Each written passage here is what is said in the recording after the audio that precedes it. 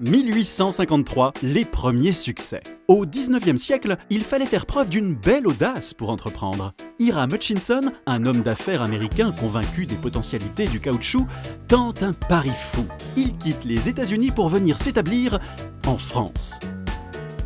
En plein cœur du Loiret, au lieu dit l'Anglais, Hiram trouve une ancienne papeterie royale.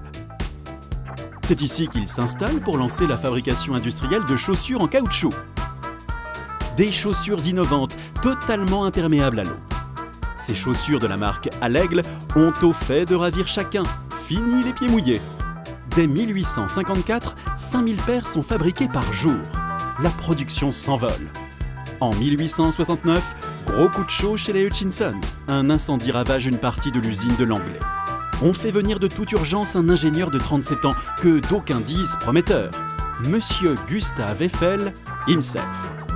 En un temps record, il érige un nouveau bâtiment dont la charpente métallique, fine et légère, est une vraie prouesse technique. Même dans leurs choix architecturaux, les Hutchinson sont des précurseurs. 1900, le succès sur les routes. Au début du XXe siècle, l'automobile se démocratise et la bicyclette se modernise.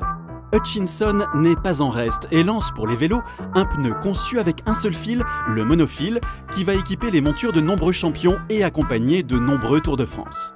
Et pour les voitures, un nouveau procédé de pneus très solide. Devant ce succès, l'anglais ne suffit plus.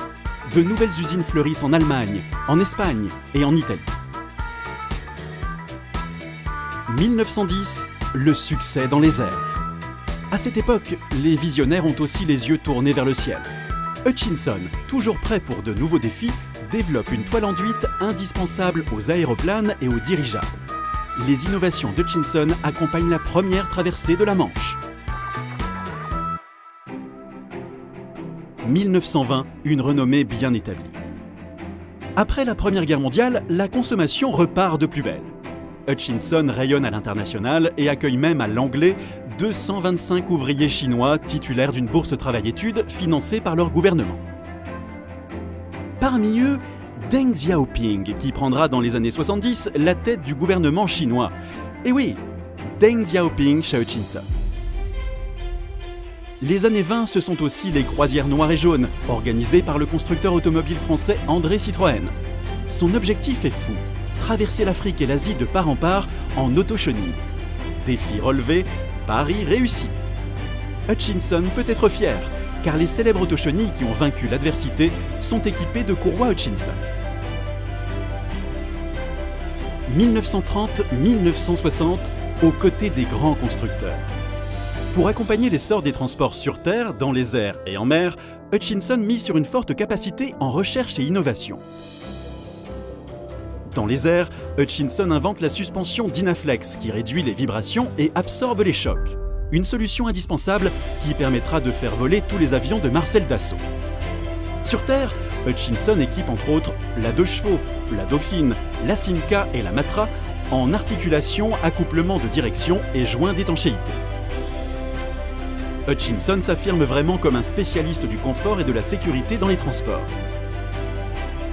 La firme connaît une belle croissance, multiplie les rachats et les acquisitions et en profite pour agrandir et moderniser ses usines. 1990, les grands défis. Les années 90 marquent un nouveau départ. Grâce à Hutchinson, Ariane et Airbus tutoient les étoiles.